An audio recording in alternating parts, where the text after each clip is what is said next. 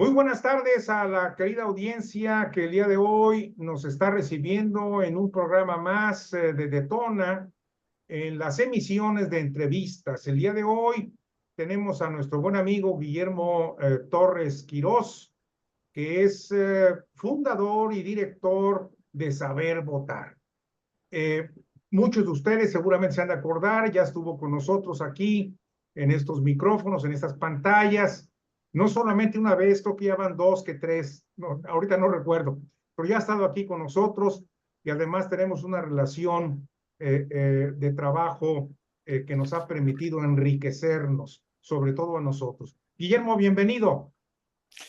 Muchísimas gracias, Raúl, por esta invitación, poder estar otra vez aquí con ustedes.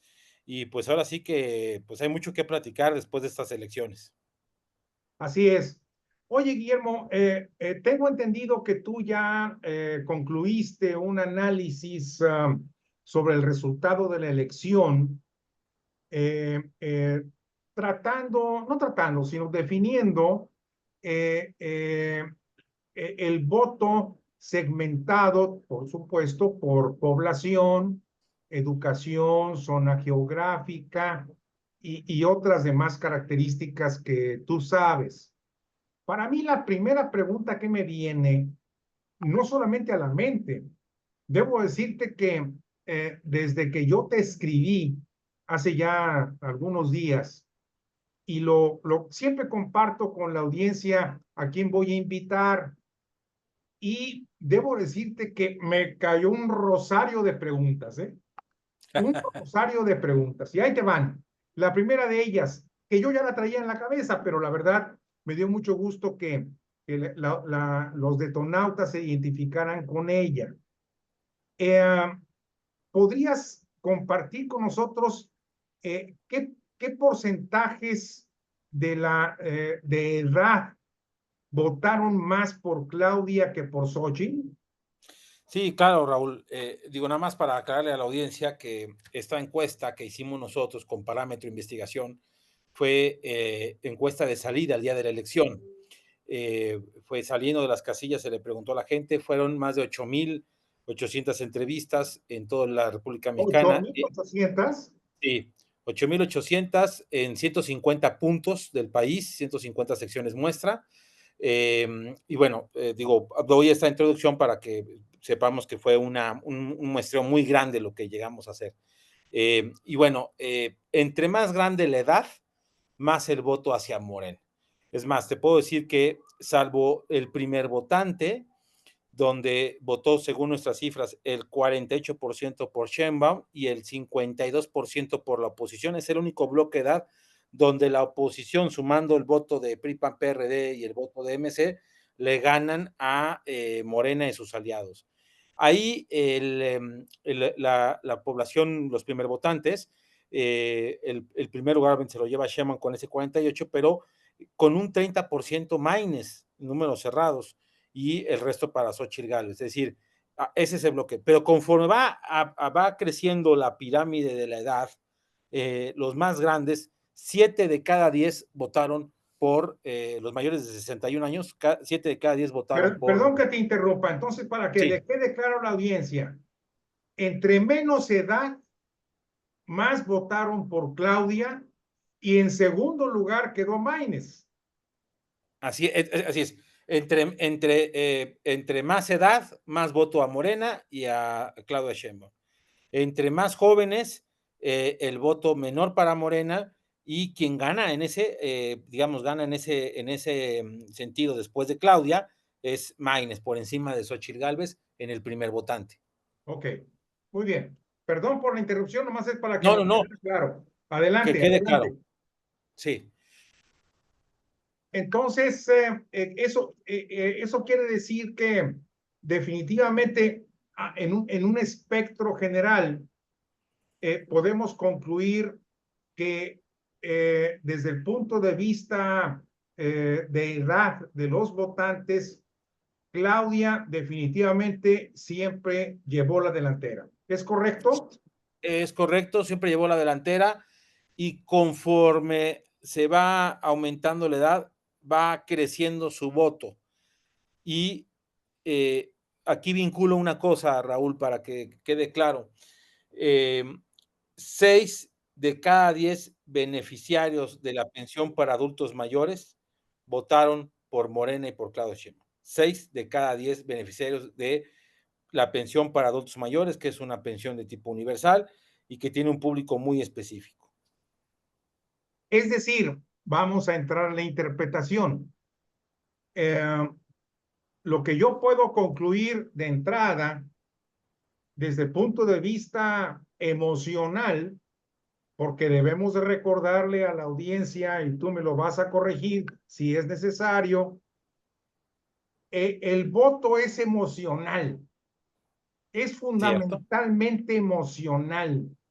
No hay nada, digo, hay un elemento ahí de razón, pero muy, muy fugaz, ¿verdad? Pero bueno, esto confirma que los adultos mayores votaron por Claudia en una expresión de agradecimiento al gobierno de López Portillo.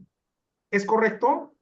Sí, bueno, el de López Obrador, porque dijiste el de López Perdón. Portillo. Lo que pasa es que acabo de concluir una junta en la que estábamos analizando los horrores del final de López Portillo, que trascendió un sexenio y perjudicó el Sí, claro. sexenio de Miguel de la Madrid y todo, pero es otro boleto. Entonces, por eso fue que me vino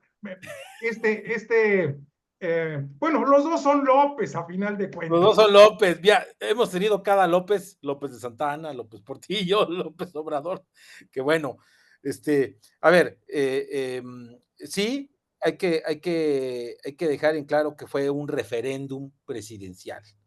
No fue una elección para elegir a una candidata en específico. Fue un referéndum y fue un agradecimiento, porque aparte hay que decirlo, la generación baby boomer y la generación silenciosa, las dos generaciones más grandes de edad, son generaciones que en su ADN, dentro de los valores, se encuentra el agradecimiento.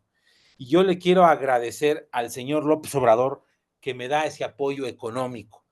Esa es sin duda una parte fundamental del estudio. Incluso te comento que otra de las preguntas, y va vinculado a esto, una de las preguntas que nosotros hicimos a la gente es qué era lo que había decidido o había influido para tomar su decisión en el voto. Y el 58% nos dijo que las propuestas de campaña, pero cuando ya le hacemos zoom a esas propuestas de campaña, se refiere a los programas sociales. Eso, casi el 60% dice lo que lo ayudó a definir fueron el tema de los programas sociales como el tema central de las propuestas de campaña. Muy bien, pues creo que ya diste en el clavo de una parte de las grandes dudas que existe en la audiencia.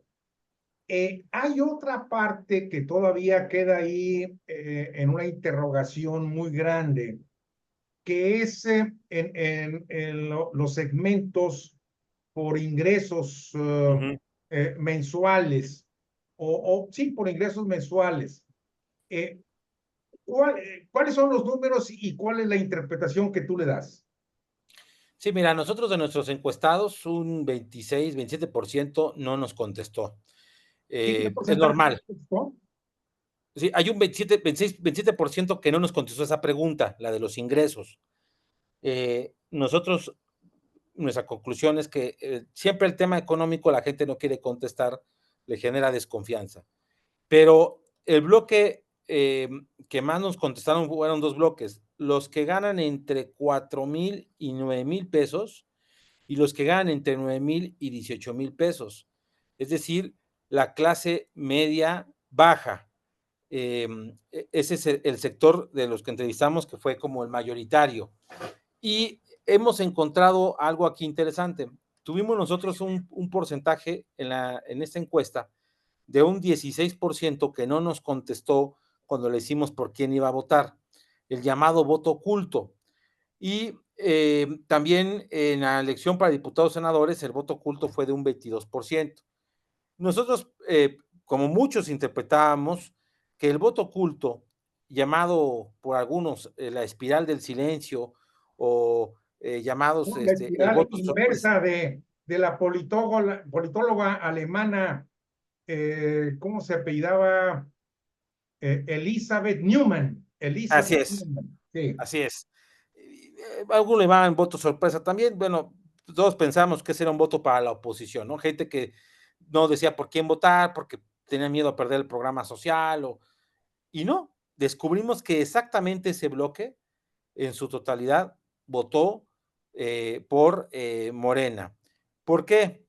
No decía su voto, le daba vergüenza decir que iba a votar por Morena. ¿Por qué le daba vergüenza?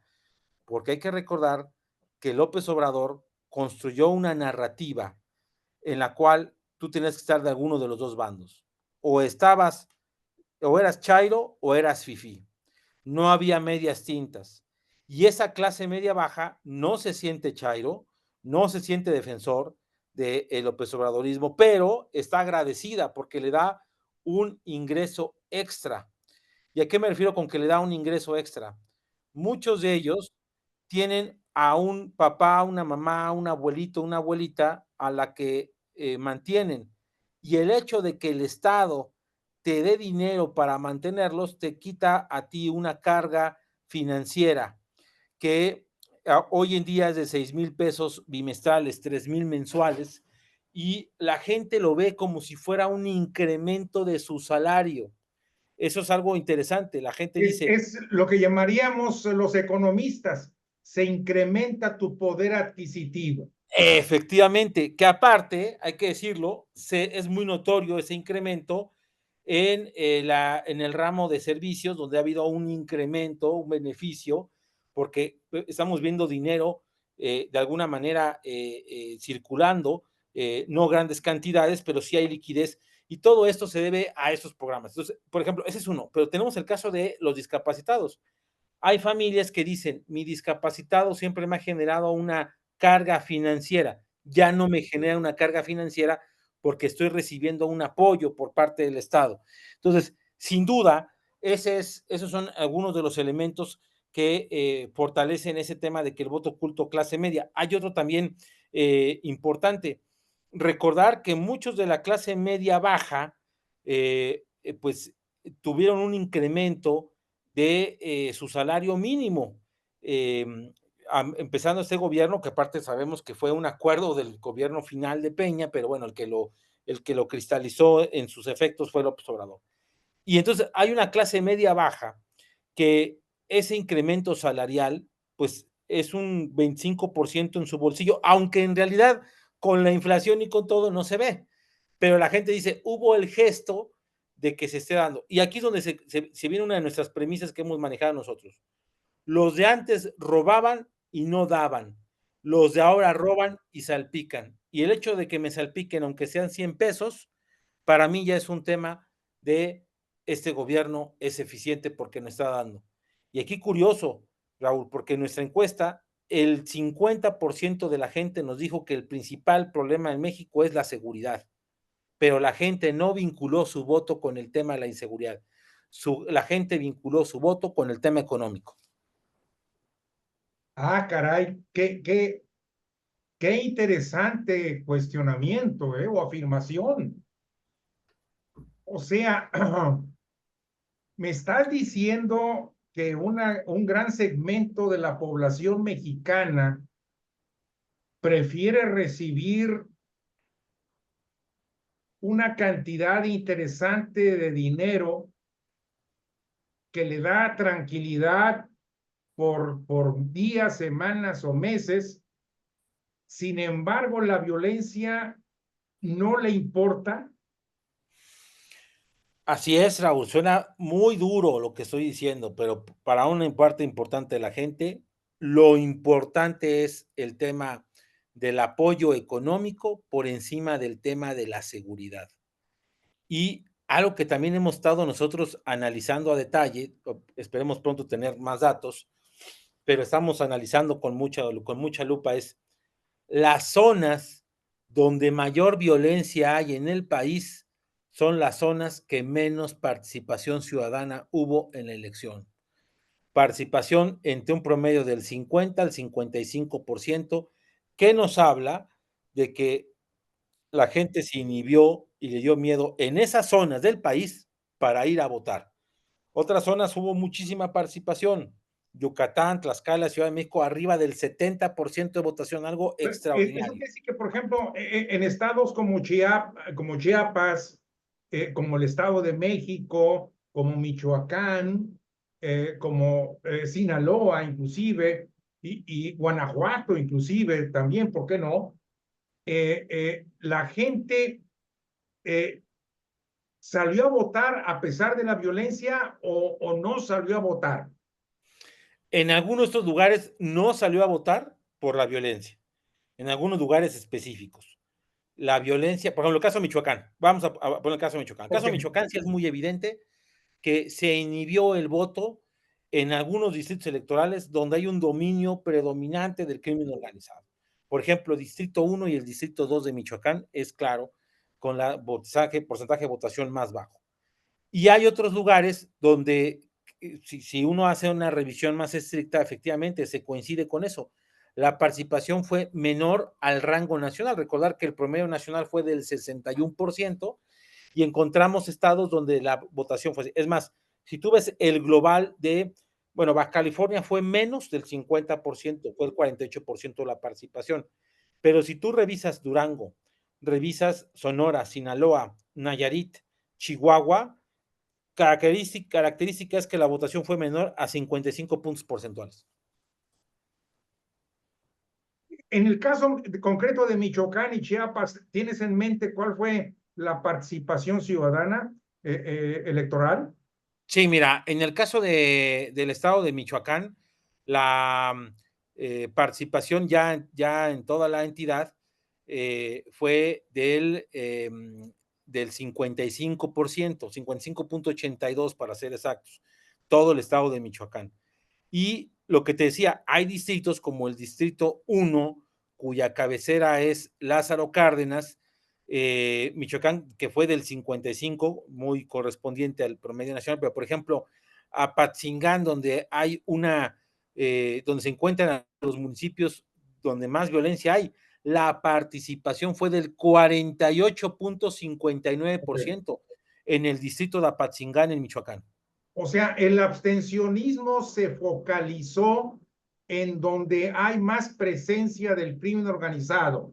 Esa Es sería mi correcto. conclusión. Es correcto, queda muy claro en algunas zonas del país, porque si uno le hace el zoom, encuentra esos detalles en particular. Ese caso del Distrito 2 con Apatzingán, en donde se encuentran algunos de los municipios donde históricamente ha habido mucha violencia y muchos conflictos entre las Es el distintas caso de bandas del crimen. Zacatecas, capital, Fresnillo, Guadalupe inclusive, y algunos municipios más de Zacatecas, ¿verdad? Sí, mira, en el caso de Zacatecas, que por cierto fue de los estados que tuvieron cosas distintas un poco, en el sentido de que, por ejemplo, la participación del estado fue del 60.77%, es una participación Ah, casi caray. del promedio nacional, en el caso de Zacatecas, pero por ejemplo, en el caso de Fresnillo, la participación fue menor, fue del 57%, y en Jerez, que también es una zona donde está presente el crimen organizado, fue del 58%. Fue interesante porque ahí hay que recordar que en Zacatecas, capital, por ejemplo, y en Fresnillo, perdió Morena. En Zacatecas ganó la alianza con un candidato del PAN y en Fresnillo también ganó la alianza con un candidato del PRI. Es decir, hubo ahí modificaciones. Zacatecas fue una situación particular con una distinción que podríamos ir tomándola ahí en cuenta. Ok. Eh, Híjole, es que está bien interesante esto, fíjate, de veras que vale la pena. eh, no sé si hacer un programa mucho más largo y grande, pero por lo menos, bueno, ya veremos cómo lo armamos, pero creo que es importante que hagamos algún programa con ese tipo de análisis por segmentos más detallado. A lo mejor nos van a ver menos gente, porque a la gente no le interesa, pero debo de decir también que hay mucha gente que créeme que es muy analítica y yo quiero en este caso señalar que para mí es importante estos datos para la ciudadanía. ¿Por qué? Porque la ciudadanía tiene que seguir activa, la ciudadanía tiene que seguir actuando, pero también pensando y analizando cómo. No puede hacerlo al chilán balán, al contrario, tiene que hacerlo con conocimiento. Y tus Sí, herramientas de información son muy valiosas, ¿verdad? Pero gracias. bueno, eso ya lo platicaremos tú y yo en privado. Ok, nos quedan algunos minutos y quiero aprovecharlos muy bien. De acuerdo me decías tú que a los ingresos de la gente el 27% no te contestó, Ujú. pero con la información que tú tienes, la clase media, media alta, ¿por quién votó? Mira, todas las clases sociales, el voto, digamos, fue superior hacia Morena. Pero lo que sí es que entre menos ingresos, más voto a Morena. Entre más ingresos, menos voto a Morena. La clase media alta y alta votó un poco más por la oposición que por Morena. Un poco más, no creas que mucho, pero sí fue un poco más la que votó de esos ingresos muy en particulares. Que aparte, si uno lo analiza por regiones del país, y eso es algo interesante, hay distritos del país donde hay ingresos muy altos y donde es más claro, más contundente el triunfo de Xochitl Gálvez por encima de Claudia Sheinbaum. Pero aún así, en el promedio general, sí hay, digamos, un tema de que sí es un poquito superior la oposición para los ingresos clase media alta, alta, pero no como uno pensaría que fuera así un tema muy, de mucha diferencia, pero existe. Y creo que aquí también hay que tomar otros elementos.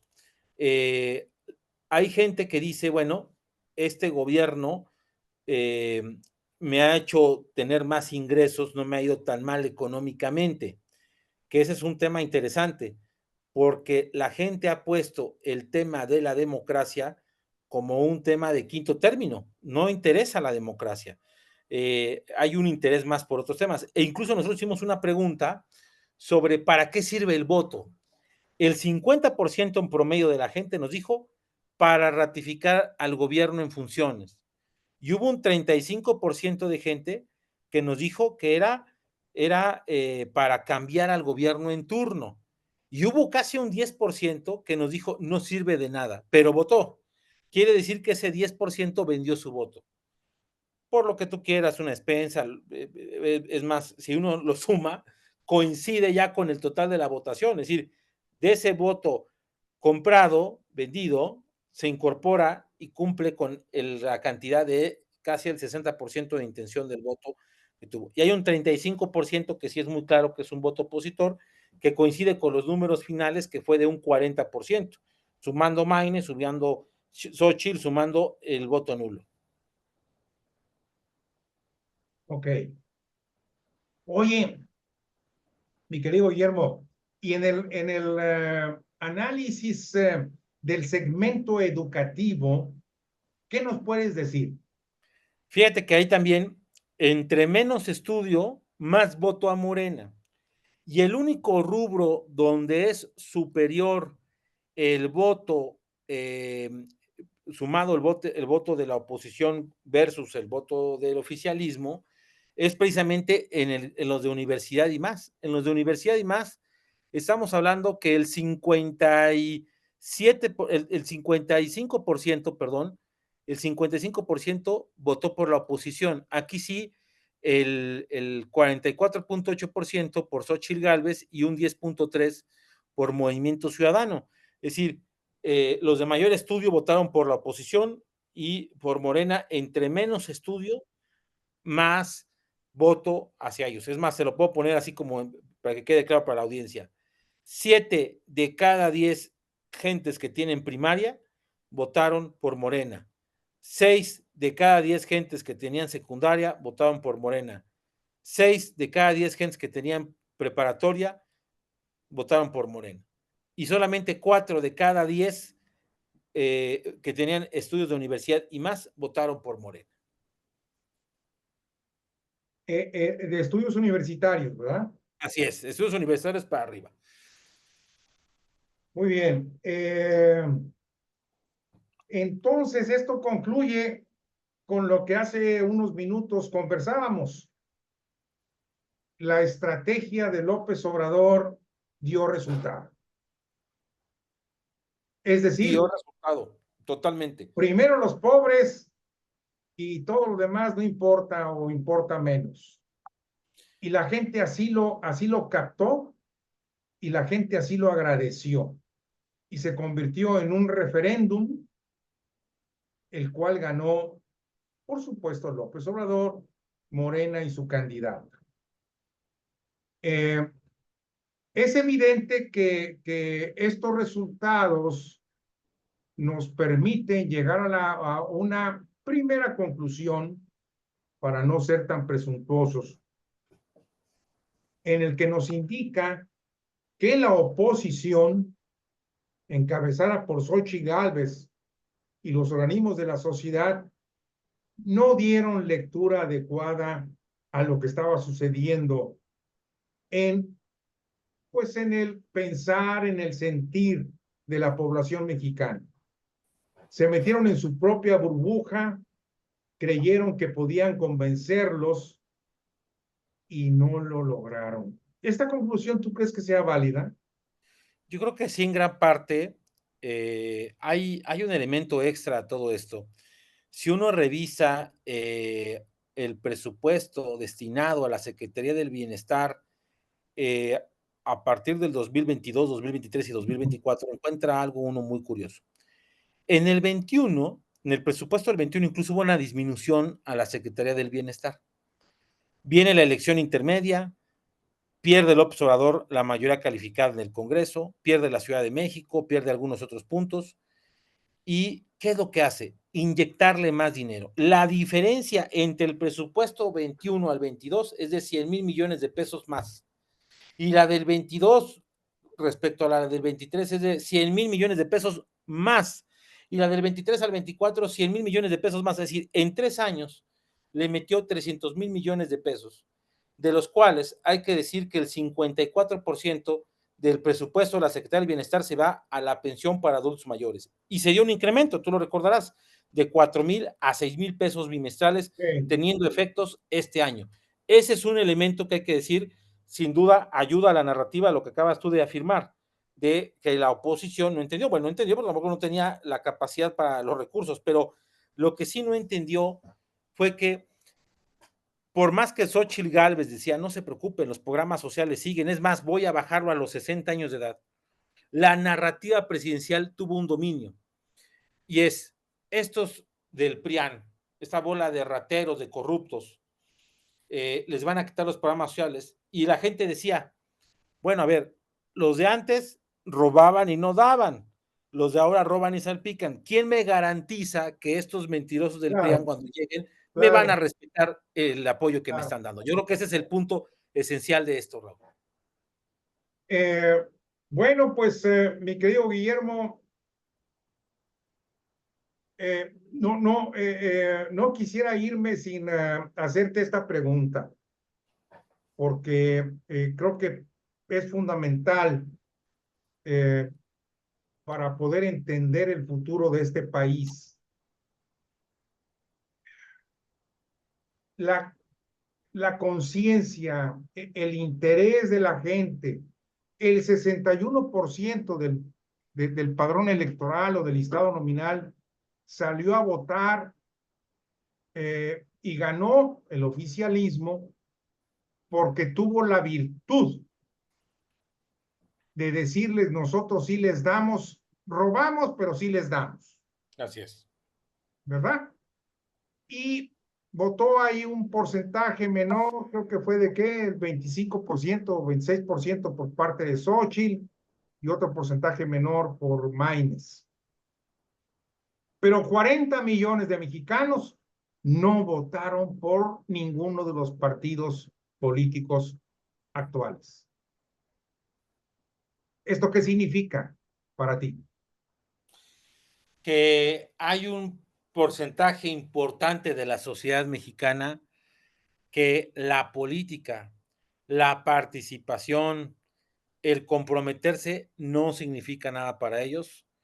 Eh, Estamos hablando principalmente de la generación entre los 20 y 30 años, los que menos fueron a votar, o por lo menos los datos que hasta ahorita han ido surgiendo, habría que analizar más a detalle, pero un porcentaje importante de la gente no le interesa. Hubo otro porcentaje de gente que le dio miedo ir a votar, las zonas que te decía del crimen organizado, donde la gente se inhibió, la gente no fue. Ese es otro porcentaje interesante. Y luego hay un porcentaje menor, pero que sí es significativo, de gente que no tiene la credencial actualizada, es decir, tiene la credencial de otro lugar donde ya no vive, incluso territorialmente lejano, o gente que no renovó su credencial de elector, o gente que la perdió. Es decir, si hay un segmento de gente que varía entre 10 y 15%, que fue por esas circunstancias. Pero sí hay un porcentaje importante de gente que simple y sencillamente no le interesa lo que pasa a su alrededor. Vive en una burbuja en la que está y dice, y tiene sus argumentos, dice, siempre ganan los mismos, todos son corruptos, ¿para qué participo? No le ven esa importancia y pareciera que la democracia no es significativa para ese porcentaje de la población, que repito, mayoritariamente es entre los 20 y 30 años, y son las consecuencias de haber minimizado la educación cívica en México, sin lugar a dudas. Pero siempre ha existido, el abstencionismo siempre ha sido un tema permanente y llama la atención eso. Sí hay lugares del país donde esa participación fue extraordinaria. Ya dije, caso de los 3 estados con mayor participación, Yucatán, Tlaxcala, Ciudad de México, una participación donde 7 de cada 10 fueron a votar. Eso es extraordinario. Pero encontramos en la parte norte del país, del lado de las Baja Californias, del lado hacia el Pacífico, que la participación ya no es algo importante. Me llama mucho la atención Baja California, lleva años convirtiéndose en un estado con una participación menor al 50%, incluso en la del 21 fue del 38%, cuando Baja California fue la primera entidad que fue ganada por la oposición hace ya muchos años. Sí. ¿Qué está pasando? Por último, Guillermo, esto quiere decir que eh, si sumas los votos obtenidos por, no, déjame refrasearlo. Si de los 40 millones de mexicanos que no votaron, le sumas los votos a favor de Xochitl y a favor de Maines, queda un porcentaje aproximadamente de, si mal no me acuerdo, alrededor de un 38-40%, no, como un 38% a favor de Claudia. Estoy hablando del total del listado nominal de electores. O sea, el 38% votó a favor de Claudia, ¿verdad? Sí. El 42% no le importa qué tipo de gobierno haya, si es centralista, si es totalitario, si no respeta la división de poderes, si no hay respeto a los derechos constitucionales de los mexicanos, no le interesa o no lo conocen. Mira, yo creo que es una combinación entre falta de interés e ignorancia. Ignorancia pura vencible, ¿eh? Es decir, la información ahí estaba. La gente siempre sencillamente no volteó a ver esa información porque no está en su interés. Vive en su mundo tan claro que no le interesa, no le motiva, no le significa nada ir a votar y simple y sencillamente lo descarta de su estilo de vida. No le importa y ahí podremos ver, no solamente no le importa, sino su nulo interés en participar, queda muy claro en este tipo de procesos electorales. Creo que es el gran reto que tenemos como sociedad, Sí, el lograr que ese sector que es apático y que no quiere saber nada, no vota. Incluso te puedo decir que no siento que sea un tema tanto ideológico, ¿eh? Es un tema práctico. Y creo que ahí es donde si tienes malos candidatos, si tienes una percepción de que la política es de lo peor. Y lo que tú decías hace rato, esto es un tema emocional. Y emocionalmente dices, ¿para qué pierdo mi tiempo? Pues predomina ese por encima de otras cosas. Y lo más concluyente que podemos llegar con esta entrevista es que la gente prefiere ser agradecida teniendo con el dinero que le han dado, independientemente de los malos servicios públicos que existan o del entorno político, social, de violencia, de falta de medicinas y de muchas deficiencias más, ¿verdad? Totalmente, totalmente coincido. Incluso me recuerda ahorita a la encuesta del Financiero del 2 de mayo, donde se le pregunta a la gente sobre tres características, tres cualidades del presidente. Le preguntan, oiga, ¿cómo lo ve en el tema de honestidad? Casi un 60% dice es un presidente honesto. Capacidad, liderazgo, igual, casi un 60% dice es un hombre líder. Capacidad para dar resultados, 38%. Es decir, la gente dice, no me importa, es líder, es honesto, que no les hagan las cosas no me importa, porque para mí es más importante el hecho de que sea honesto. Oye, es incapaz, sí es incapaz, pero es honesto.